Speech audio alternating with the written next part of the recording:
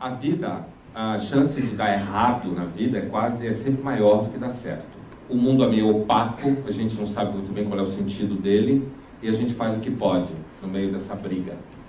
E cético, isso foi o trágico também foi, mas o ceticismo foi uma coisa que me formou na faculdade de filosofia. Eu fui muito impactado pelo ceticismo grego. E foi pelo ceticismo grego que eu cheguei a uma postura política conservadora. E quando a gente é mais jovem, a gente tem uma natural vocação a ter uma percepção do mundo mais simples. É normal isso. Inclusive porque não dá para ser diferente. Se você não tiver uma percepção de mundo mais simples quando é jovem, é porque você é um puta de um azarado. Que aconteceu já muita coisa ruim com você. O normal é que a própria saúde física em você leve a você ter uma apreensão da vida mais aberta. Existe alguma coisa na vida moderna que é um tanto esmagador em você achar que tudo vai dar certo se você for uma pessoa racionalmente orientada. O romantismo, na realidade, é um grande mal-estar com isso. Ele já nasceu assim, né? Final do 18, começo do 19, é um discurso sobre como algo no ser humano se perde quando ele se torna muito estratégico. And he's the boy that won't grow up. And he's magical. Well, that's because children are magical. They can be anything. They're nothing but potential. And Peter Pan doesn't want to give that up. Why? Well, he's got some adults around him, but the main adult is Captain Hook. Well, who the hell wants to grow up to be Captain Hook? First of all, you've got a hook. Second, you're a tyrant. And third, you're chased by the dragon of chaos with a clock in its stomach, right? The crocodile. It's already got a piece of you. Well, that's what happens when you get older. Time has already got a piece of you. And eventually, it's got a taste for you. And eventually, it's going to eat you. There's a sacrificial element in maturation, right? You have to sacrifice the pluripotentiality of childhood for the actuality of a frame. And the question is, well, why would you do that? Well, one reason is it happens to you whether you do it or not. You can either choose your damn limitation, or you can let it take you unaware when you're 30, or even worse, when you're 40. And then that is not a happy day. And I see people like this, and I think it's more and more common in our culture because people can put off maturity without suffering an immediate penalty. But all that happens is the penalty accrues, and then when it finally hits, it just wallops you. Part of the reason you choose your damn sacrifice, because the sacrifice is inevitable. But at least you get to choose it. And then there's something that's even more complex than that, in some sense, is that the problem with being a child is that all you are is potential. And it's really low resolution. You could be anything, but you're not anything, roughly speaking. And then at least you become something. And when you're something, that makes the world open up to you again. So, yep. Sacrifice. We'll talk more about that too. You get to pick your damn sacrifice. That's all. You don't get to not make one. So you're sacrificial whether you want to be or not. That's a good thing to know as well.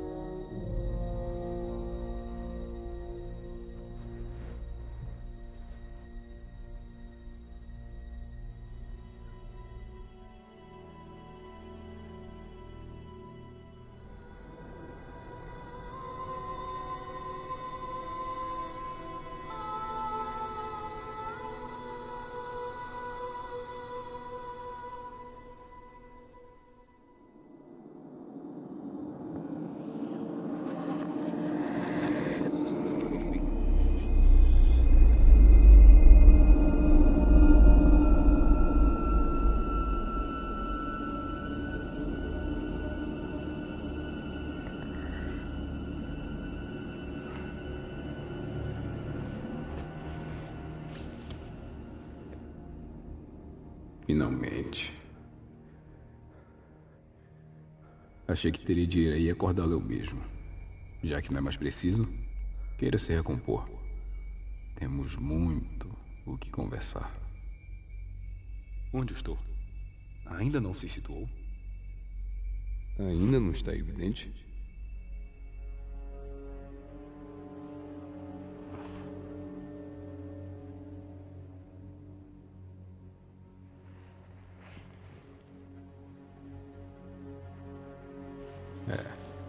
Eu confesso que, de primeira, eu também não acertaria. Afinal, não há nada ao redor senão nada. Você veio parar aqui, aparentemente do nada, assim como eu. E nós estamos falando absolutamente nada com nada. A pergunta que você precisa se fazer é: como vim parar aqui? E aí eu te direi se tenho ou não a resposta. Como vim parar aqui? Você se lembra de ter acordado hoje? Não. Então já temos um indício. Quer tentar adivinhar?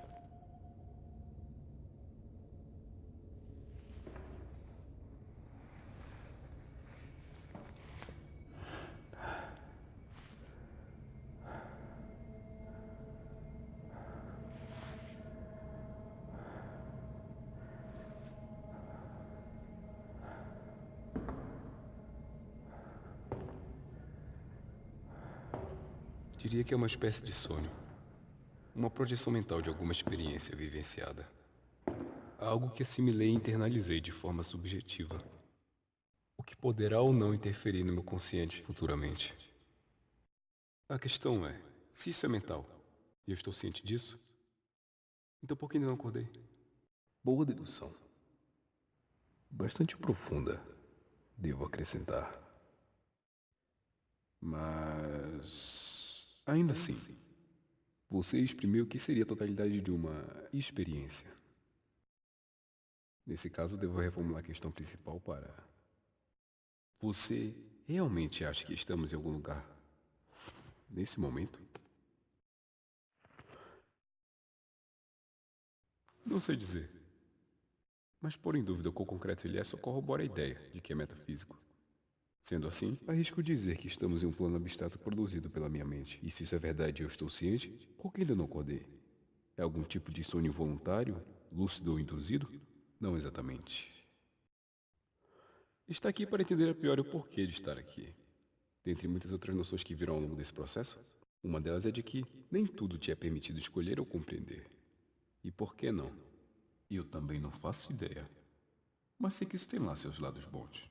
Como te manter me controlando quando bem entende? Também, a essa altura já deve ser óbvio para você que controle é um mecanismo necessário na manutenção de uma certa ordem na sua tendência inata de ser disfuncional. Mesmo que às vezes esse controle vá além do seu entendimento consciente e falho. Então onde está meu livre-arbítrio se não posso decidir quem ou o que interfere na forma como levo minha vida? Você não entendeu. Não se trata de controlar suas ações diretamente. Você é livre para decidir o que bem entender quando bem entender. Mas não é livre para decidir as consequências dessas escolhas, tal como a maneira como elas afetam inconscientemente os seus julgamentos. Dado isso, entra o porquê de você não fazer determinadas coisas, mesmo sabendo que as pode fazer. Aí está a minha interferência. Mas antes de nos aprofundarmos, queira se acomodar.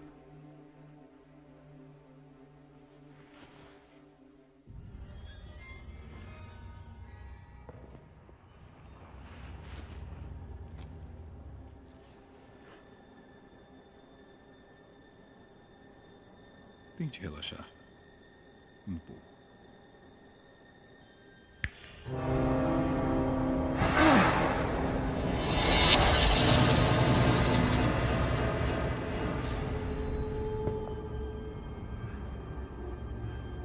Bem-vindo ao inconsciente.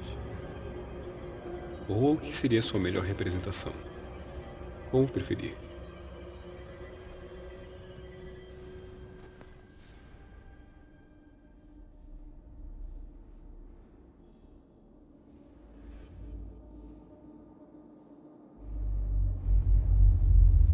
Bom, as telas não são uma experiência dentro da sua psique. Espero que não se incomode. Melhor.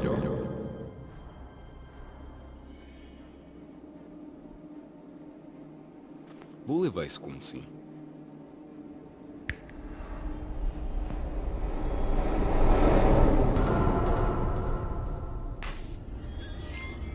Parece familiar? Pra mim parece. E como parece?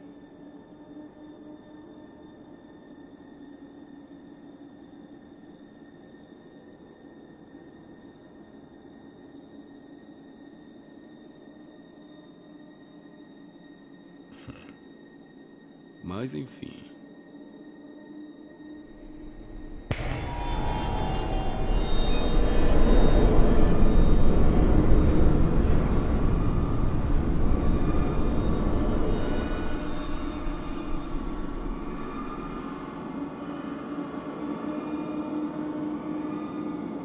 Agora, essas projeções são uma coletânea de momentos específicos da sua trajetória.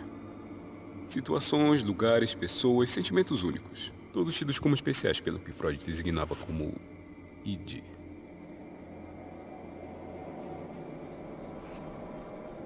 Id? Sim, um mecanismo psíquico responsável por toda a carga emotiva, lúdica e instintiva presente na estrutura humana. Um dos pilares mais primitivos, por assim dizer, de toda a percepção. É o que lhe torna mais propenso a desejos e impulsos que, somatizados, resultam em comportamento análogo ao de um ser irracional.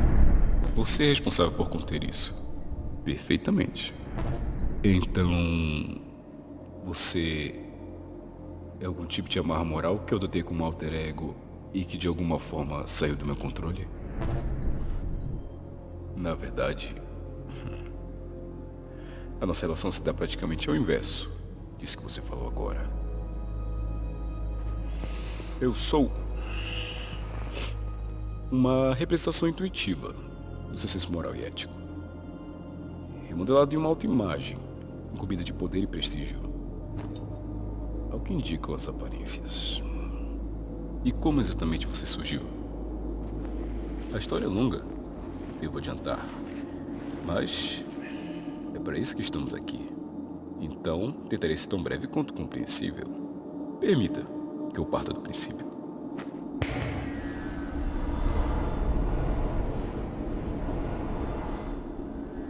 Não há um consenso ou uma premissa definitiva no que tange à origem da moral. No decorrer da história, diversas tradições filosóficas, escolas sociológicas e antropológicas tentaram compreender a fundo a origem do pensamento e das nuances mais peculiares da natureza humana. Alguns defendiam que era um dos pilares da criação e imagem e semelhança divina. Outros que era um conjunto de processos biológicos e químicos intimamente ligados à evolução da espécie. Logo, seria um conjunto de características que varia de acordo com o ambiente e as circunstâncias às quais os indivíduos são expostos. Posteriormente, algumas correntes mais revolucionárias redefiniram todos os conceitos já existentes de moralidade, liberdade e conhecimento, rompendo bruscamente com o passado marcado pela tradição escolástica e defendendo teses como o homem essencialmente puro e virtuoso, a relativização dos costumes e da moral, o ordenamento dos saberes a partir dos conhecimentos científico, empírico e racional, a organização social a partir de engenharias promovidas pelas classes intelectuais e políticas. Enfim, ideias que, no geral, inspiraram diversos regimes tirânicos ao longo da história. A questão é que, desde os naturalistas pré-socráticos aos relativistas contemporâneos, o termo moral lato sensu implica na ideia de costumes e valores que edificam o ser humano enquanto indivíduo e possibilitam, consequentemente, sua convivência de forma menos conflituosa com seus semelhantes. Sendo isso relativo ou não, há de se considerar que, em tese, todas as leis e normatizações funcionam com base nesse mesmo princípio e, portanto, são uma espécie de código de conduta que reprime consideravelmente toda a essência animalesca no comportamento humano, em prol da ordem social, é claro.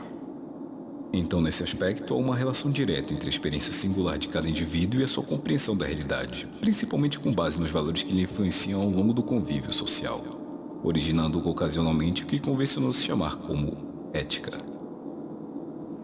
Apesar de que, indubitavelmente, as inúmeras abstrações e variáveis psíquicas, fisiológicas e hereditárias abarquem consigo uma enorme taxa de flutuações comportamentais dentro de um contexto social específico, que podem ser configuradas como síndromes, distúrbios e perturbações psicossociais, estas não se encontram, contudo, ausente de mecanismos externos de controle, ou imersão, se assim preferir. Por sua vez, esses mecanismos também incorrem em processos os quais se refletem internamente no indivíduo em maior ou menor grau. Uma imagem autojustificada de domínio e poder sobre ele mesmo. Acho que compreendi. Trata-se da formação da consciência a partir de elementos assimilados inconscientemente, os quais fazem oposição a outros elementos constitutivos na nossa estrutura ontológica. Mas, ainda assim, há uma lacuna aí. Se existem dois extremos em conflito que não conseguem se autobalancear, só restam duas hipóteses. A primeira é de que toda relação causa e efeito é um mero circuito fechado entre essas duas instâncias que oscilam entre si e logo são incapazes de se autoequilibrar. A segunda é que essa insuficiência cria naturalmente uma condição que suporte diretamente a existência de um terceiro mecanismo, que opere como uma forma de mediador. Só uma delas pode estar certa, então... Como e quando tudo isso desandou?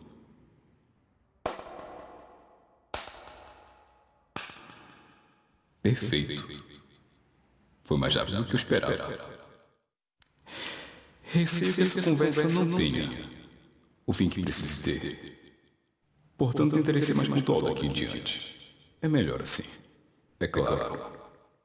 Agora que você já está mais ciente das dimensões gerais de todo o problema, vamos nos ater especificamente às nuances e dissensos mais profundos. Ou devo dizer, às raízes do seu mal-estar com a vida.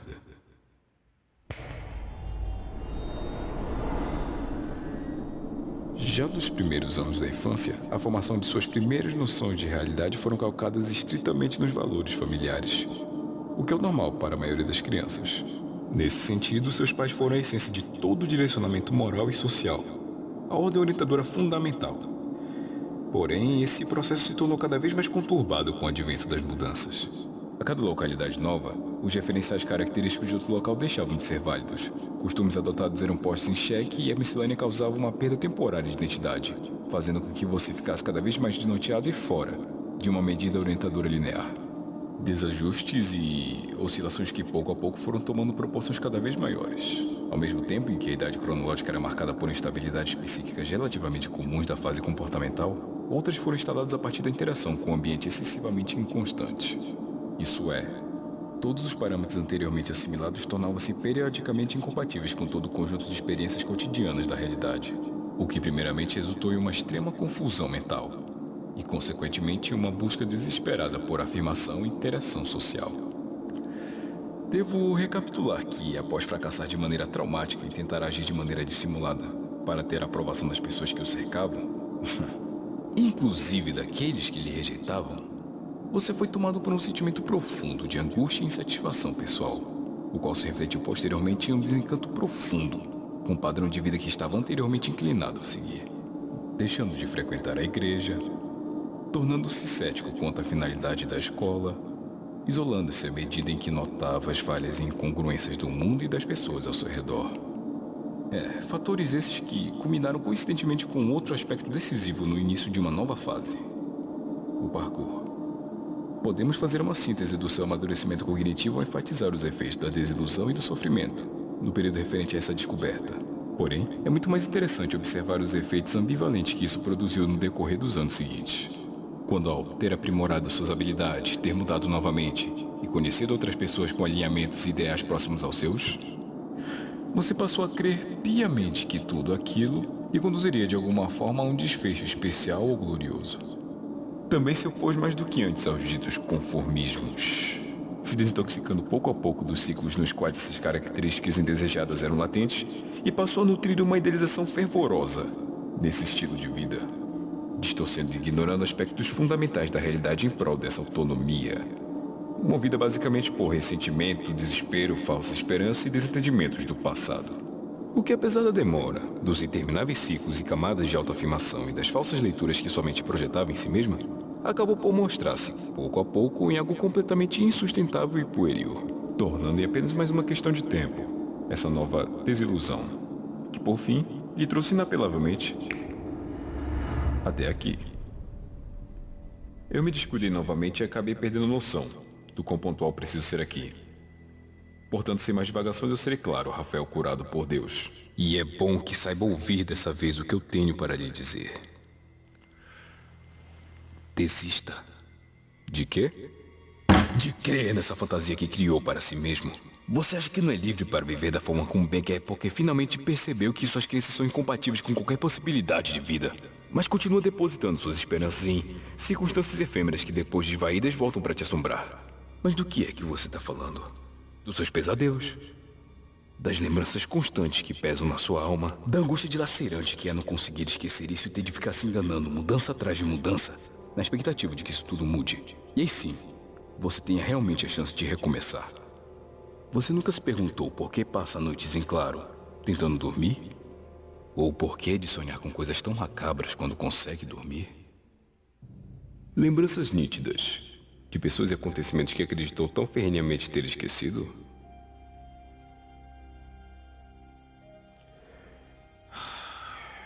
Sabe, no fundo você os entende. Assim que acorda e os analisa em pouquíssimos detalhes, mesmo sendo coisas que nunca aconteceram, você sabe exatamente o que significam e por que de estarem aí. Afinal, nós somos partes complementares e indissociáveis do mesmo todo. A diferença é que eu estou ciente de toda essa imundície indissociável da nossa alma, por assim dizer, e a confronto como é preciso. Mas você não. Você a abraça. Você a possui como sendo uma amiga. Não, isso é mentira. Se é mesmo, então por que é que você continua depositando suas esperanças em outras pessoas? Por que é que você insiste em acreditar que pode mudar seu jeito a partir delas? Ou pior, por que acredita que elas mudariam por causa do seu jeito, hein? Há alguma coerência nisso? Talvez. Podemos sempre mudar quem somos. Acontece que todo mundo muda somente quando lhe é mais conveniente. Quando a couraça deixa de se impenetrável, as pessoas entendem que seus egos estão carecendo de algo a mais.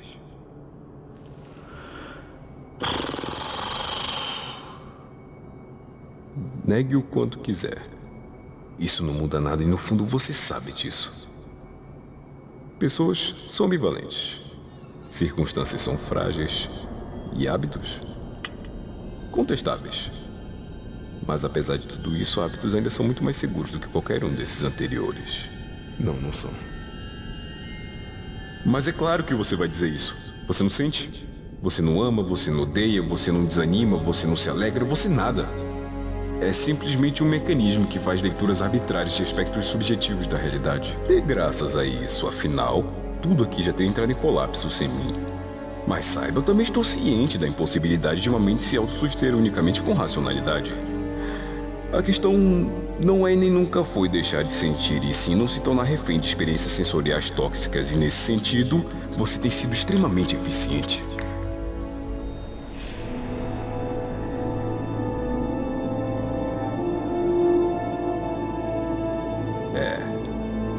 Posso inclusive ver as reações que isso desencadeia nesse exato momento.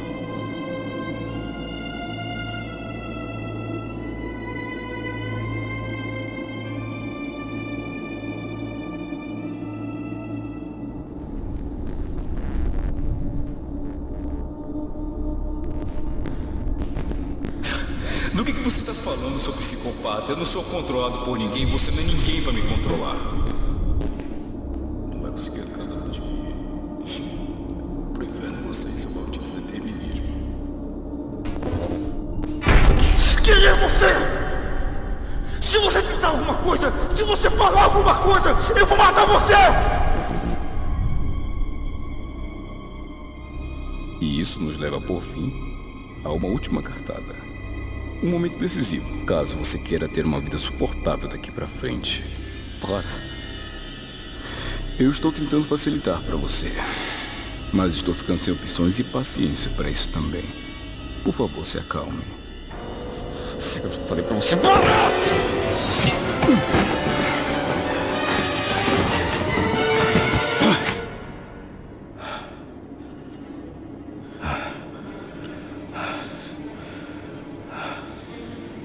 Dê mais um passo. Um único que seja.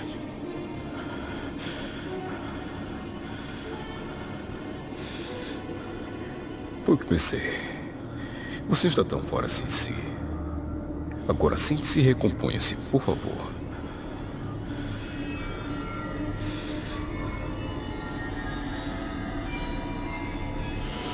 Senta! Senta agora!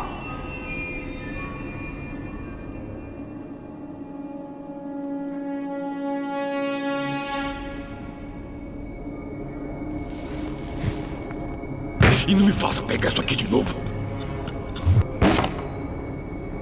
Maldito!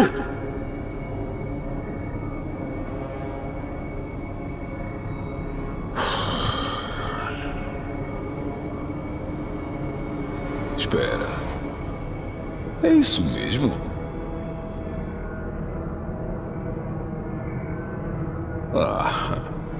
Eu não esperava essa reação tão cedo. Mas já que estamos assim, desprenda-se, vamos. Faz parte do que estamos tentando construir aqui. Lembre-se desses momentos. Lembre-se de que...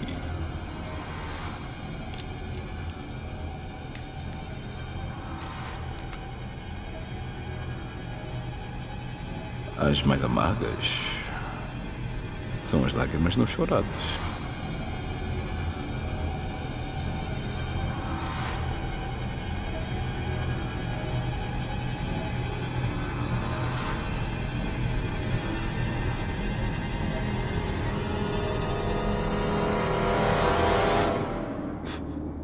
Isso.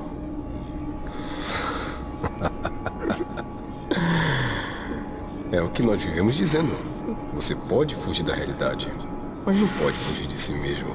E nem tampouco das consequências de fugir da realidade. Bom, mas não podemos perder o rumo. Isso não é o fim. Tenha certeza disso. Ainda há muito pela frente. Se tudo for como esperado, a escolha que você fará a seguir terá um peso enorme em como as coisas serão daqui para frente. Existem duas saídas desse lugar. A primeira é a faca em sua frente, que ocasionará uma dor intensa. Dependendo de onde aplicar o golpe, poderá até ser menos prolongada. Porém, devo lhe advertir que as chances disso acontecer são mínimas, praticamente nulas. A segunda é optando por uma das telas que reproduzem possíveis realidades em prováveis contextos futuros. Arquitetei cada uma das projeções com base em uma leitura apurada dos potenciais e capacidades adquiridos no decorrer da trajetória, tal como as apliquei simuladamente em cada cenário possível. O que por fim implicou em uma taxa desproporcional no que tange a probabilidade de sucesso. Praticamente uma disparidade total entre todos os cenários.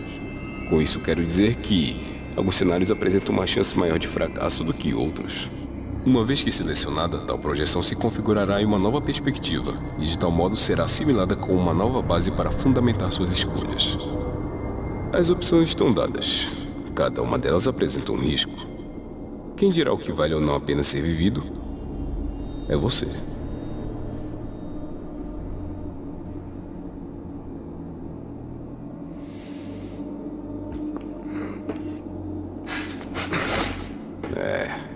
Era de se esperar isso mesmo. Uma consciência patética detendo tanto potencial para simplesmente torná-lo um nada absoluto. Espero de verdade não estar sentenciado a você por mais muito tempo. Tantas vidas possíveis. Tantos e tantos outros caminhos a mais que eu não teria escolhido por mim mesmo. Já basta que está aí. Não se preocupe. Na melhor das hipóteses, vamos nos matar antes do tempo. Continue. Seja a vítima que está fadado a ser. Você é livre para isso.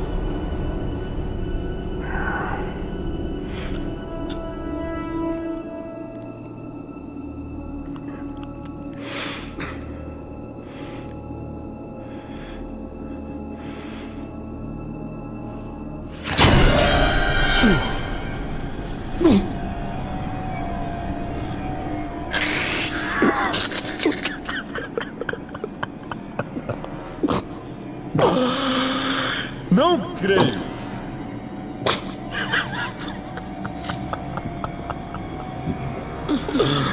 Ai, puta merda!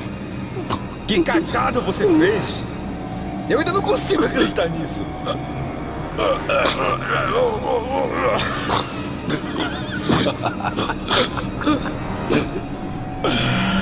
Me diz logo o que você quer, vai! Ah, mas que coisa feia. Ah.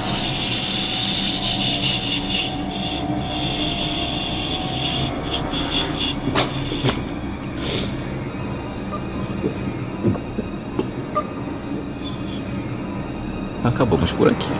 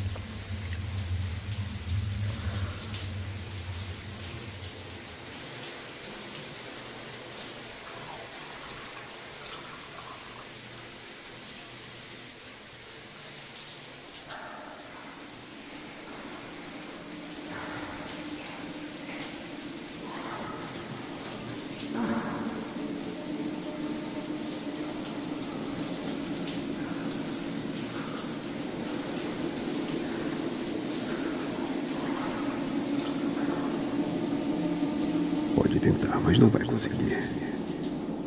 Nunca é o suficiente. É patético. A mais clara e cabal evidência de que toda a sua fraqueza reside na sua essência, no seu intelecto.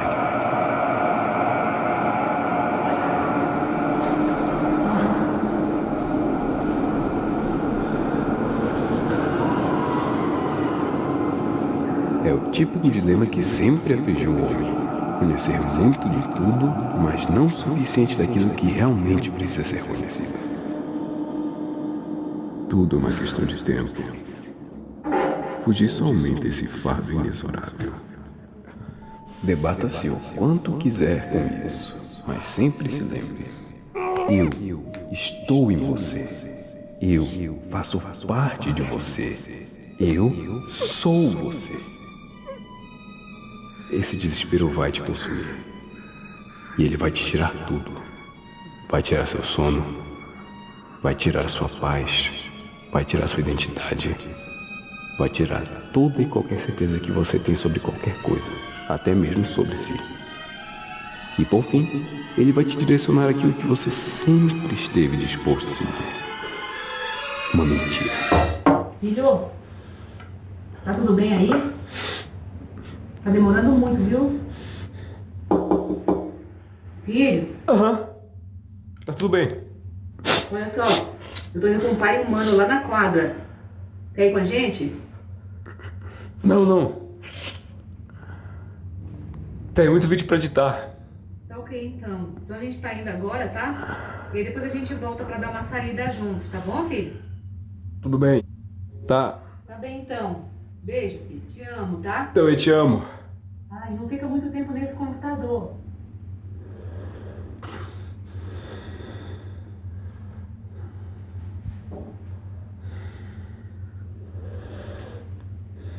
Essa ideia de que a tragédia é uma forma interessante para você fazer a oposição à utopia é quando, depois de tantos anos e tantas décadas e alguns séculos em que a gente vem cultivando uma ideia de uma vida perfeita, né? E daí essa ideia, a perfeição tem fantasmas. Você acorda no meio da noite com eles, você sonha com eles, mas não é exatamente no meio da noite. É cada vez que a sua vida, o mundo à sua volta, mostra para você que a perfeição não existe. We're bathed in a culture that glorifies and fetishizes depression. It's now a form of virtue signaling to constantly drone on about how depressed you are. You see it all over YouTube, these sniveling hug and confess videos made by privileged millennial brats who haven't had a proper day of hardship in their entire lives. Our culture is telling young people that depression is completely normal and should be embraced. Depression is not normal, but allowing yourself to be indoctrinated with this idea that it is the primary reason why you can't beat it. This coerced mental fragility also renders you completely helpless when it comes to dealing with actual tragedy or hardship. Reject this idea that depression is a fait accompli, that you just have to accept and tolerate. Reject the normalization, glorification, and fetishization of mental illness. Como você, quando enfrenta a sua vida de peito aberto, de alguma forma você vai ser destruído. Mas assim todo mundo vai ser destruído. Mas nesse processo, você vai conseguir iluminar muita coisa. Né? É exatamente essa ideia. Você vai ser, ainda que uma vela, e breve, é uma vela que é uma espécie de vela que ela vai conseguir iluminar. That's the persona. And the persona is the mask that you wear. And that's what persona means, is the mask that you wear to convince yourself and the world that you're not a terrible monster, so that when you look at yourself in the mirror, you don't have to run away screaming. You know, and you might think, well, that's a bit of an overstatement, but you'd have a revelation of just exactly what the human being is capable of. And that's a very unpleasant revelation, and also one of the things that stops people from being enlightened. Revelation of the evil of the self is part of the journey to enlightenment, and an early part. Now, the shadow would be all the parts of the personality that the persona rejects, and that might be the aggressive elements. Certainly that's the case for people who are hyper-agreeable. And now you can tell, I think one of the best, there's two pathways to the development of the shadow, and they're tightly allied with one another. The fundamental pathway is truth, and that's to face the bitter truth about yourself. But to break that down more particularly, you might think about that as the capacity to observe your own resentment. You're going to be resentful and bitter in many situations because you don't get what you want. And if you watch that resentment and bitterness, you'll see that it produces fantasies that can be unbelievably dark. É isso que eu queria fechar. Não há um culto do sofrimento na concepção trágica. O fato do sofrimento não ter sentido não significa que existe um culto. Isso é masoquismo, é outra coisa. O olhar está colocado justamente do outro lado da posição.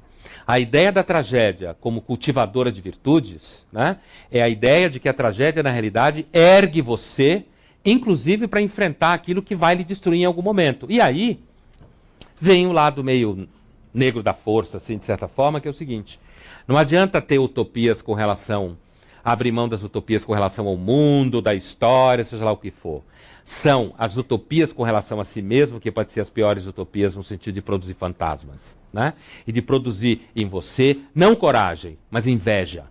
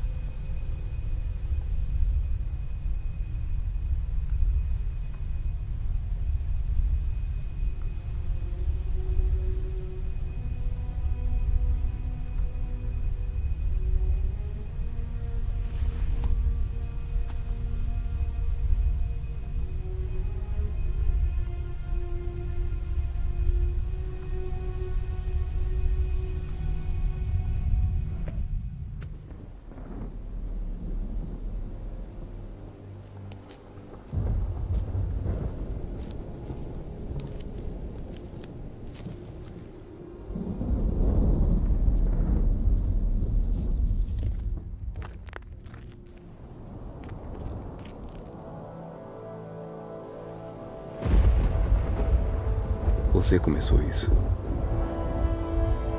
Trate de prosseguir.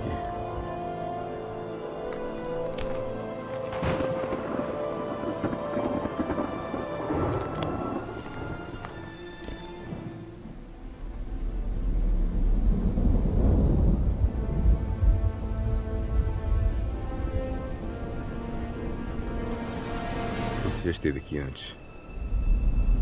Sabe muito bem como isso termina.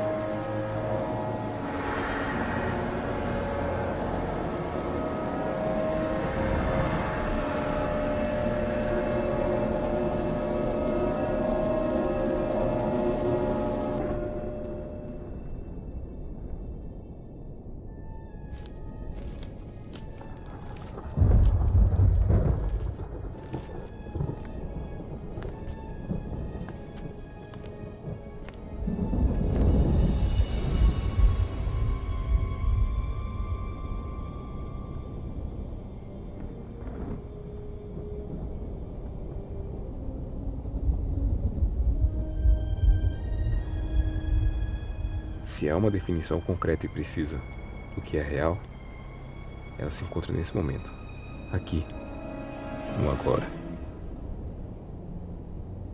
Só você, o ambiente e as barreiras psicológicas. Só você, a grama e o abismo do real. Vamos.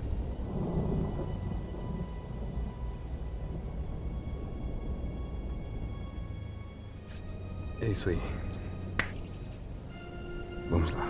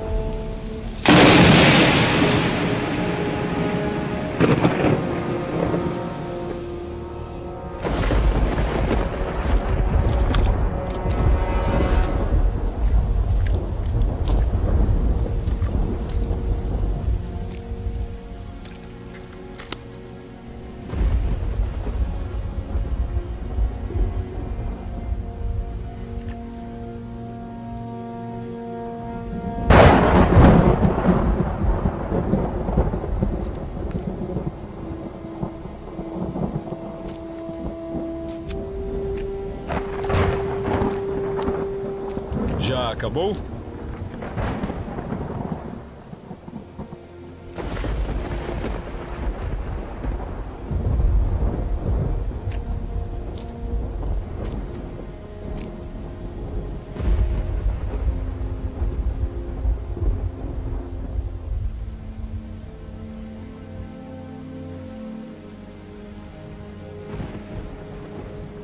É só isso?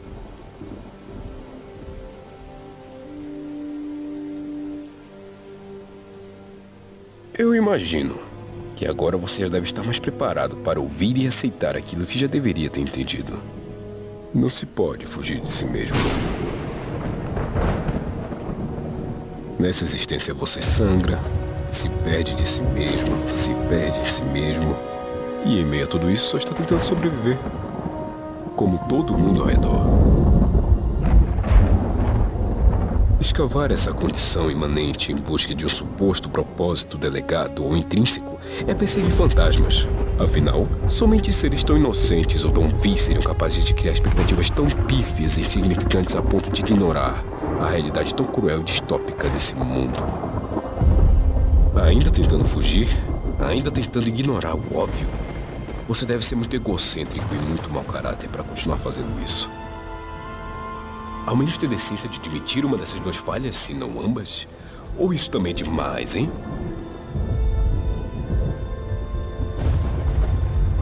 Você tá certo. Desde o início. Então o que mais vale a pena? Então só há uma razão para justificar tudo isso. É apenas sobre aceitar a efemeridade inevitável da vida e se desiludindo da possibilidade de vencer a sensação de amargura e impotência que ela traz. E as minhas escolhas, o que elas significaram, se que era chível, foi tudo só mais uma ilusão. Amor.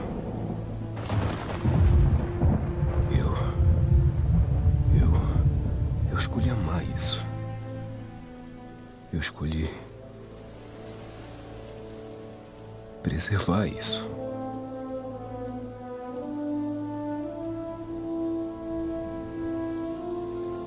Nada mais. Você é real.